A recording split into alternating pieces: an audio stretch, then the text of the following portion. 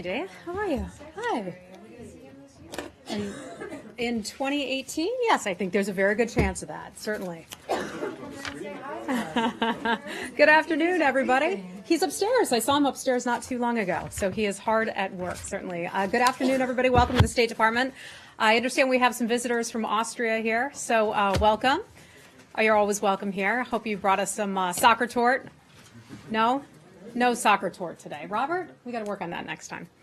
Okay, well, I'd like to start the briefing today with mentioning something that is important to this administration. And President Trump has proclaimed January 2018 as the National Slavery and Human Trafficking Prevention Month. There are 25 million victims of human trafficking around the world. Trafficking in persons is a crime that's rooted in deception. People who are victims of this often fear that if they come forward, they will be punished. Human trafficking happens in nearly every community around the world, even in the United States, robbing individuals of their freedom and also their dignity. You may recall a recent report on the African migrants in Libya who are being sold for as little as $200 at slave auctions. Perhaps some of you remember the young men from Guatemala who were lured with empty promises and forced into compromising job and living environments before they were found in Toledo, Ohio, just a few years ago. In September 2017, the State Department's Office to Monitor and Combat Trafficking in Persons, that's the TIP office, awarded $25 million to the Global Fund to End Modern Slavery for a 3-year program to reduce the prevalence of modern slavery in specific countries or regions around the world. Secretary Tillerson is set to chair the President's Interagency Task Force to monitor and combat trafficking in persons. It consists of 15 government agencies because we can simply not fight human trafficking alone. The State Department supports the important work of our partners by engaging in strategic diplomacy, targeting foreign assistance, supporting the coordination of federal anti-trafficking policies, and engaging civil society and the private sector in some of these key partnerships. As the President has said, quote, "Our nation is and will forever be a place that values and protects human life and dignity. This month, let us redouble our efforts to ensure that modern slavery today comes to a long overdue end." So if any of you are interested in stories on that, I'd be more than happy to assist you. It's obviously an important matter for this administration. With that, I'd be happy to take your questions today. Where would you like to start, Mr. Josh? Sure. Let's start with Pakistan. Okay. So everyone is very confused about what exactly you guys are doing on aid to Pakistan. Are we cutting all of it off? Is it just security assistance? Is it just the $255 million in foreign military sales that was already announced, or are you doing something new? Okay. As you recall, a few months ago, we announced the suspension of $255 million in the foreign military assistance. It's basically the money that we would provide to Pakistan. Pakistan then, in return, uses that money to buy equipment, military equipment from the United States. That was all suspended. That was announced back in August. Today, we can confirm that we are suspending national security, we are suspending security assistance only to Pakistan at this time. Until the Pakistani government takes decisive action against groups, including the Afghan Taliban and the Haqqani network, we consider them to be destabilizing the region and also targeting U.S. personnel. The United States will suspend that kind of security assistance to Pakistan. What's the dollar figure on the amount of security assistance? So we are still working through some of those dollar numbers right now. As soon as I have a number for you, I can certainly get that to you. I have some more information that I can provide. And given that you're suspending that aid, but you're not reprogramming it to something else, Pakistan could still end up getting all of this money, assuming they meet your criteria. So, is that right? Okay, let me provide you with some more information, and I'll take some of your additional questions on this because I know you have a lot of interest in this. The President announced his South Asia's policy in August of 2017. You all remember that. He made it clear that no partnership can survive a country's harboring of militants and terrorists who target U.S. service members and officials. It has been more than 4 months since the President's speech, and despite a sustained high-level engagement by this administration with the government of Pakistan, the Taliban and the Haqqani network continue to find sanctuary inside Pakistan as they plot to destabilize Afghanistan and also attack U.S. and allied personnel. Pakistan has greatly suffered from terrorism, and the security services have been effective in combating the groups that target Pakistani interests, such as al-Qaeda, ISIS, and the Pakistani Taliban. We have now worked closely with Pakistan against these groups. Now, just as we have made Pakistan's enemies our own, we need Pakistan to deny safe haven to or lawfully detain those terrorists and militants who threaten U.S. interests. The United States stands ready to work with Pakistan in combating all terrorists without distinction, and we hope to be able to renew and deepen our bilateral security relationship when Pakistan demonstrates its willingness to aggressively confront the Afghan Taliban, the Haqqani network, and other terrorist and militant groups that operate from within its country. So, we will not be delivering military equipment or transfer security-related funds to Pakistan unless it is required by law. I think that part answers your questions. There may be some exemptions that are made on a case-by-case basis if they're determined to be critical to national security interests. Can you give any more details on what kind of military equipment you are not going to be providing? So when we talk about military equipment, that would be something that's solely under DOD. When you talk about that portion of the things, there's the foreign, the one that I mentioned earlier, the $255 million that we announced back in August. That was a suspension. Whatever it is that that country had bought from us in the past or would buy from the future, I don't have the details in front of me, but that's something that's kind of considered old news because it came out in August. No, I know. I'm interested in what's new here, and therefore you just said that you're going to suspend deliveries of military equipment and that you're going, or transfers of security-related funding. And what I'm interested in is just a simple description of, are we talking about, spare aircraft parts? Are you talking about ammunition? Are you talking about guns? Just broadly, what are you talking about? Again, I'm not going to be able to get into the specifics of that. A lot of that is under DOD, so I just won't have the details about that, but I can refer you to them. Okay. Follow up. Hi, Andrew. Hi. Are we talking about more than the 255? Yes. You're talking about additional millions or hundreds of millions. So the 250. Do you have a dollar figure? No, that's what I said. We're still working out those numbers. These are obviously big numbers. We want to get you the right numbers. Originally, back in August, we had talked about $255 million in the foreign military assistance. That is the money that goes FMF. That is the money that goes Is that to a one-year number? That was a not one-year number. This, however, will be limited to, will include 2016 FMF as well as prior year FMF that has not been spent or delivered. That would be somewhere north, I believe, of $255 million. That's one thing. That's the old piece of news. The new piece of news is that we are suspending the security assistance, and that is something that falls under Department of Defense. And have any of the recent attacks in Afghanistan, some of which have resulted in the deaths of Americans, been attributed to groups to Haqqani and other groups that are harbored by Pakistan? Yeah, I mean, that is certainly a fair question, and some of that would be under intelligence, which I wouldn't be able to get into, and some of that would be probably still under investigation by the Department of Defense. Well, I guess I'm trying to figure out how this evaluation was reached. What is the failure of Pakistan that has caused this decision today? Well, this is something that should not come as a surprise to Pakistan because the President, Secretary Tillerson, and Secretary Mattis have all had conversations with Pakistani officials, alerting to them to our concerns that Pakistan has not done enough to detain, to take care of, and when I say take care of, I mean round up, terrorist and militant groups operating from within Pakistan.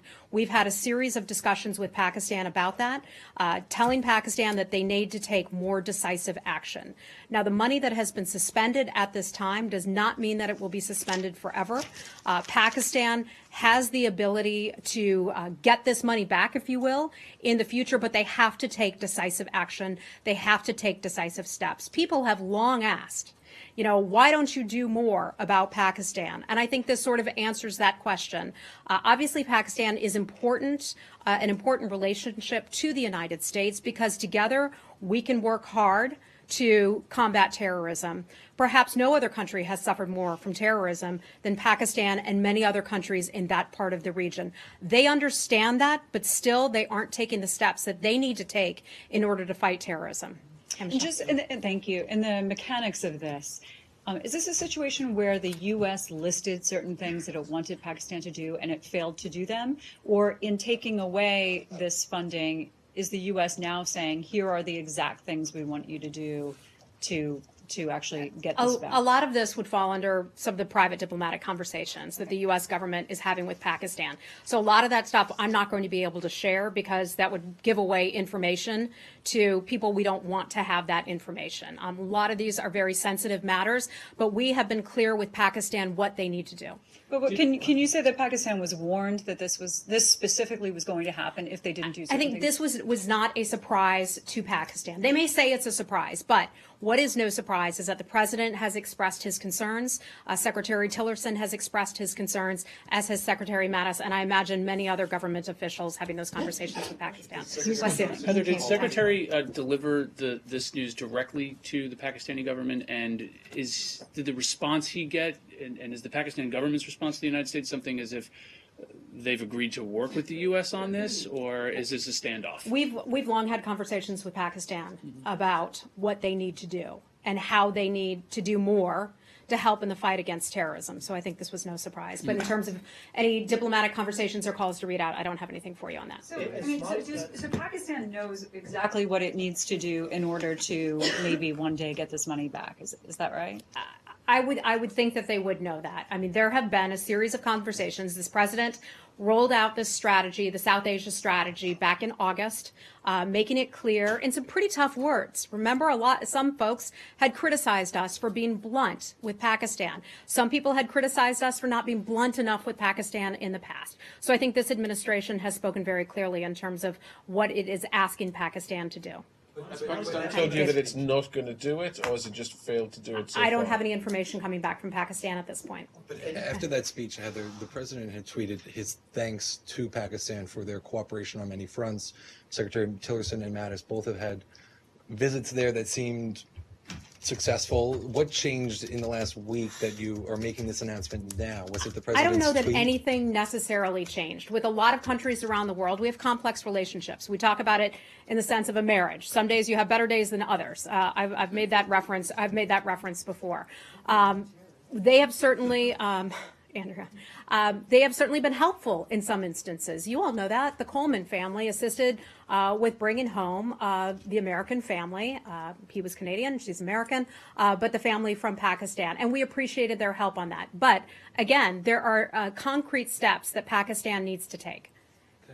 Follow up Yeah. on that. When the president tweeted on Monday, was he previewing this announcement? I was this don't announcement have a the tweet right in response? front of me, so I'm sorry. Can you clarify one small point? Sir. That in most of the statements and the answers, Afghanistan gets mentioned. Is this also, are you also looking at the cross-border terrorism towards India and also 2008 Mumbai attacks in which 6 US citizens were killed? And nothing, Pakistan hasn't done anything to bring them to book? Well, we have certainly expressed our concern about the mastermind of the 2008 Mumbai attacks being let out of house arrest in Pakistan. To my knowledge, that has nothing to do with that. There is a $10 million reward out for, I think, information leading to his rearrest, the person who is the mastermind of the Mumbai attacks who was let go in Pakistan. So we've been very clear about our displeasure with that individual being let go, and that's why we like to remind people that there is a $10 million Rewards for Justice program out for him. Can we move on? Okay. Just two more things. Go ahead. It's not a surprise that you're doing this. As you point out, the president had telegraphed this possibility. You informed people on the Hill yesterday. Why, as a practical matter, are you not able to provide even a rough estimate of the amounts? Because they're numbers that we're still working through right now. Yeah, but These why are is that different so pots hard? of money. Yeah. Some of this comes through the State Department, and some of it is money that's tied into the Department of Defense. I can't speak to the Department of Defense and its pot of money right now, so I can just refer you back to the Department of Defense, and perhaps they can answer that. And then secondly, you said that you would provide exceptions based on certain criteria. Mm-hmm. What are those criteria? I mean, I think you said, national security necessity, but how does one know, if you can't give us a number and if you're willing to make exceptions, how does one know that you're actually going to do or withhold a significant amount of money here? Well, I think when we talk about how some of this is dependent on the national security situation, some of that is just going to be evolving over time. And determining, because you have to be fluid in any kind of environment where you're going after terrorists in a counterterrorism environment. So some of that is just going to have to be fluid. So But in other words, you can't actually commit that you will actually suspend any of it because you can issue waivers. Well, look, I think it would be an unfair jump too far to say that money would not be suspended. We are announcing today that money will be suspended, but naturally, any administration in this kind of environment would need to have some flexibility, and I think it's just that kind of flexibility that is built in. I'll get you more information as I can provide it to you. Okay? Can we move Should on? we move on? Sure. Yes. I see you. Hi, Heather. On Tuesday, I asked you about the status of Jerusalem, and you said that it is a final status issue. Then the president tweeted almost like an hour or so thereafter that Jerusalem is off the table. Could you please clarify your position on Jerusalem? So I think what the president was referring to when he said Jerusalem is off the table, he meant that the United States has now acknowledged that Jerusalem is the capital of Israel. That is what the president meant, I understand, by saying Jerusalem is off the table.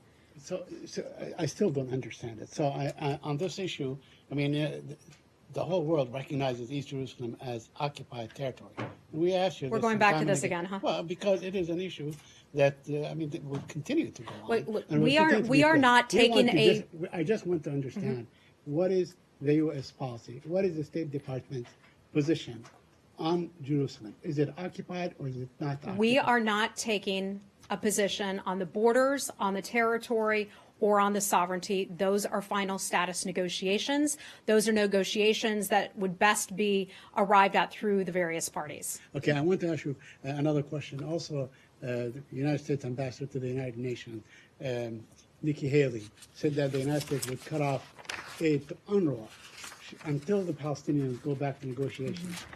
It is confusing because UNRWA was established in 1949 before there ever was any Palestinian polity or PA or PLO or anything like this. It was to deal with Palestinian refugees that were, that came into being as a result of the creation of Israel.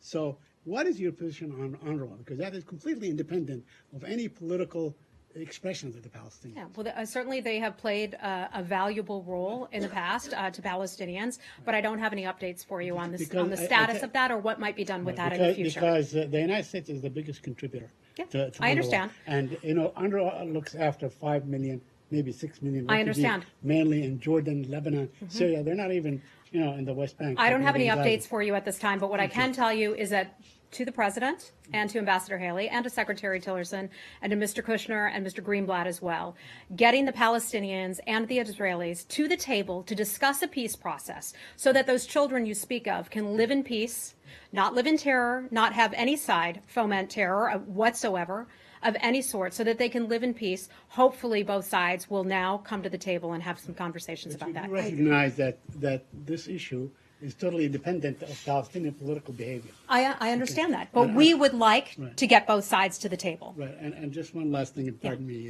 Andrea. I wanted to ask you about the Israelis killed a 17-year-old boy yesterday. Would you consider that to be an excessive use of force? Yeah. Or during a demonstration? Well, I'm not there, so I don't have all the details about what happened on the ground. In any situation like that, especially with a minor child, that is a terrible loss. A minor child is, certainly. I don't have anything more specific for you on that matter. We are always concerned about the appropriate use of force being used on the part of government officials or any kind of law enforcement. If I have anything more on that for you, I'll get it to you. Yeah. Yeah.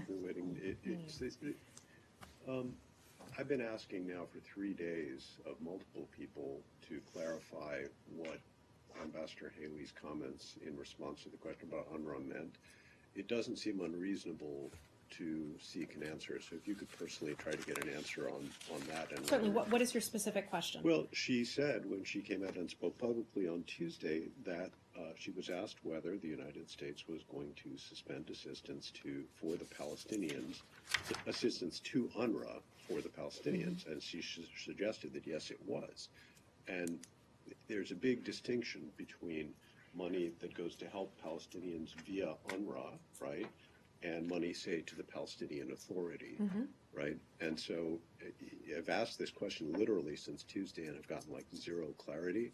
And it seems to me that somebody within the administration ought to have a position on whether you're going after the UN-related funding or not. That's why I said to you that we don't have any updates for you at this time, but I'll see if I can get an answer for Thank you, you. okay? One detail, Andrew. and I Yeah. apologize, one Not at all. detail to You're so follow up patient. on Pakistan.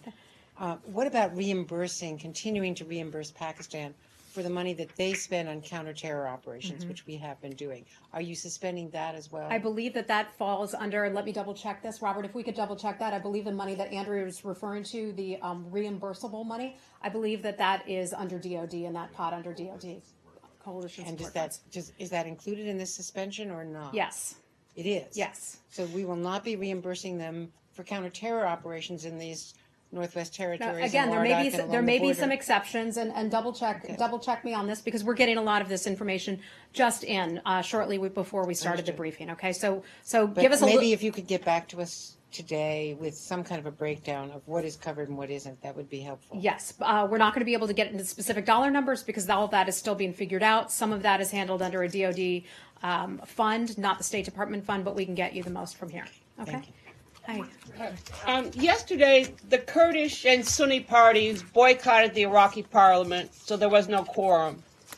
Afterwards, the Speaker of Parliament gave a press conference and said the Parliament and Prime Minister need to decide the budget by consensus and not by the Prime Minister simply saying something. So there needs to be a consensus that's reached. And secondly, he said that relations between Erbil and Baghdad should return to their pre-referendum status and punitive measures should end. What's your view of that? I think, Laura, one of the things I first want to say to you, you and I have talked a lot in this room about how Erbil and Baghdad should sit down and have face-to-face conversations. I was pleased to see a picture on Twitter earlier today of some Kurdish and Iraqi central government figures sitting down and actually having those conversations. So you know what that proves? That proves that the Iraqi government certainly does not need the U.S. government to help them hold hands. They did it on their own, and we're really happy to see that those conversations are really starting to take place. So that's the first thing I just want to highlight. They are talking. Okay, so that is certainly a success, and we are pleased to see that. In terms of your question, our position just remains the same. We continue to urge our friends in Baghdad and Erbil to have dialogue about these matters, to reach an understanding over any outstanding issues that are in accordance with Iraqi law. Yes, but the Kurdish delegation consisted entirely of Kurdish opposition parties, which have denied the Kurdish media, besides their own media, access to any information. They're not briefing them. And what would you think if Vladimir Putin invited the Democrats to go to Moscow and talk about important issues? It's not the Kurdistan regional government. What would I think if what? If Vladimir Putin invited the leadership of the Democratic Party, i.e. the opposition, to come to Moscow and discuss some important issues existing between Moscow and Washington. Would you consider that satisfactory? Look, overall, and I'm not going to get into that hypothetical. I wanted to hear that from you again because it was entertaining. But, I think overall, when countries and when individuals are talking to one another, that tends, by and large, to be a good thing. So if they're having conversations, I can't see that as a bad thing. So you don't see a body playing divide and rule among the Kurdish parties? Lori, some of this would be sort of internal politics. And just as I would not expect them to weigh in on what our Congress does or some of our negotiations between the White House and Congress, I don't want to weigh in on those things either. Okay, should we move on? Okay. Yeah, okay.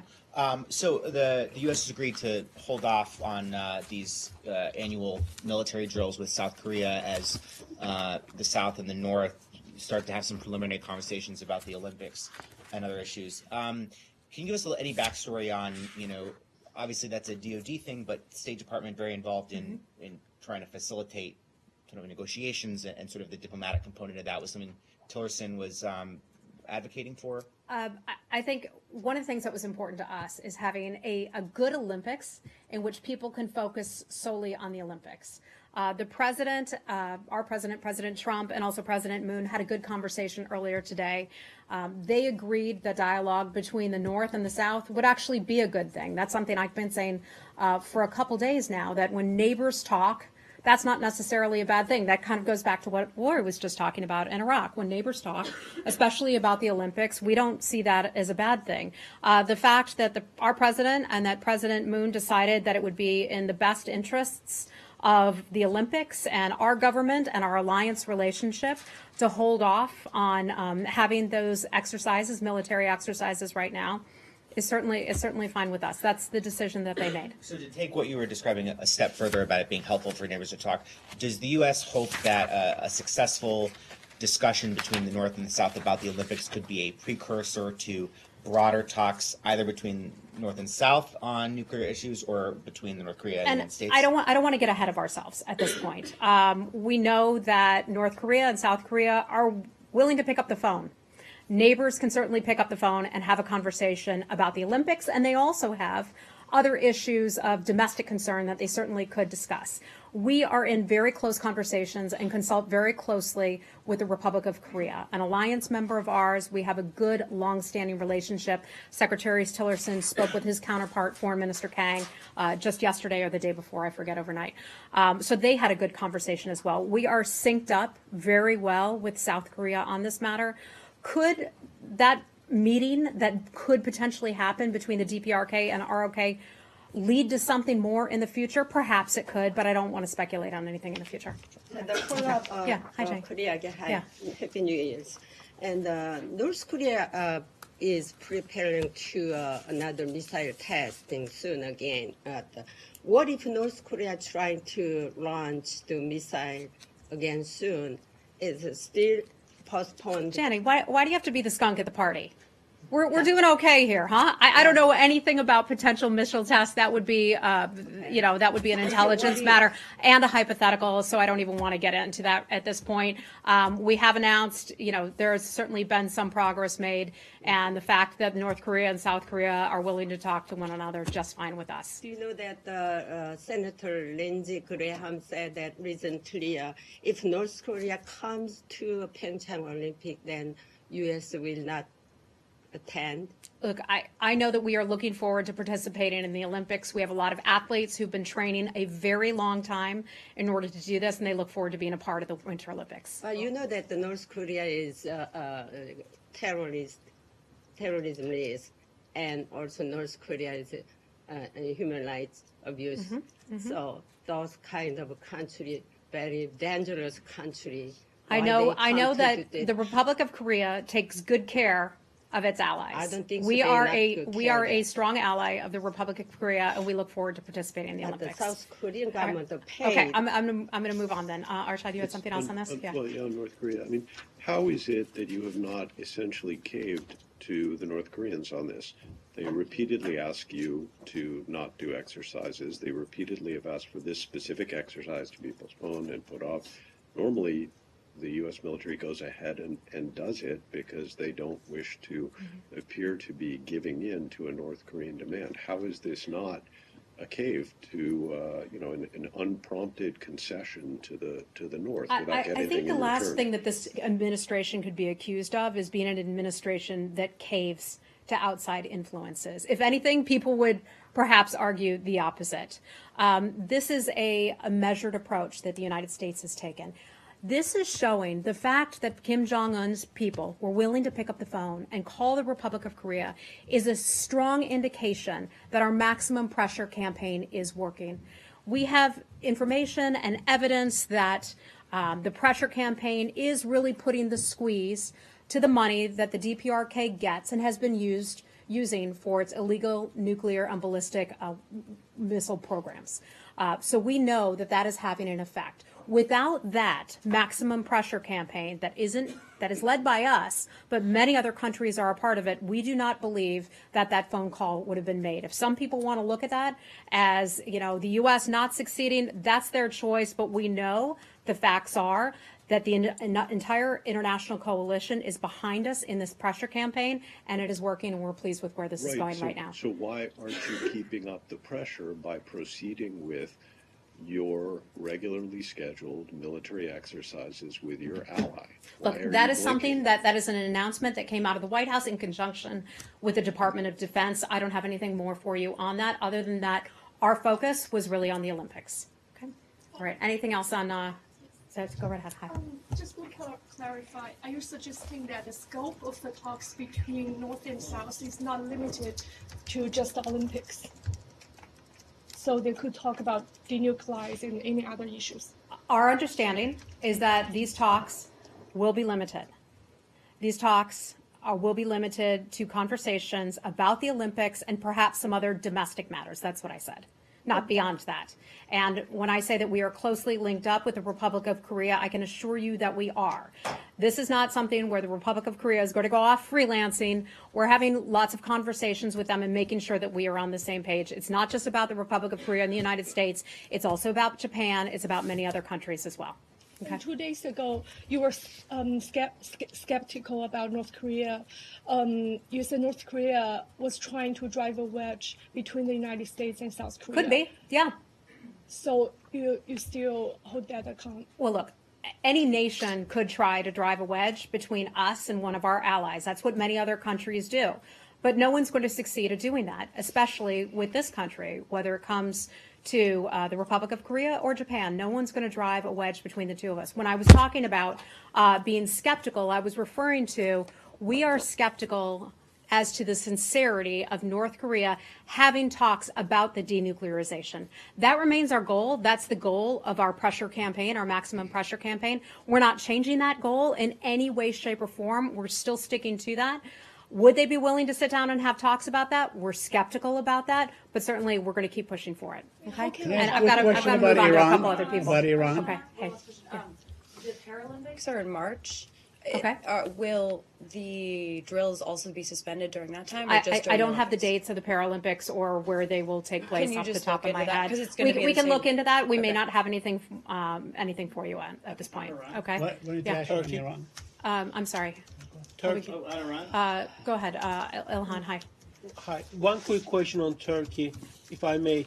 Yesterday, there was this court case in New York. It's a Turkish banker, public bank official, and he was found guilty by the jury yesterday. And since yesterday, there are many accusations coming from Turkey, including Justice Minister, the Prime Minister, as well as Foreign Minister of Turkey, basically essentially accusing U.S. court going after Turkey's internal affairs. I'm not going to go into all these quotes, but what's your response to this court decision? Yeah, a lot of those things, Ilhan, as you know, and it's not a very interesting answer to provide you, but a lot of those are under the Department of Justice. Turkey has made some claims in the past of doing things that the United States is not doing. And I could just have to refer you to the Department of Justice on that. Okay, we got to go, guys. Thank you so much. Great to see you. I'm sorry.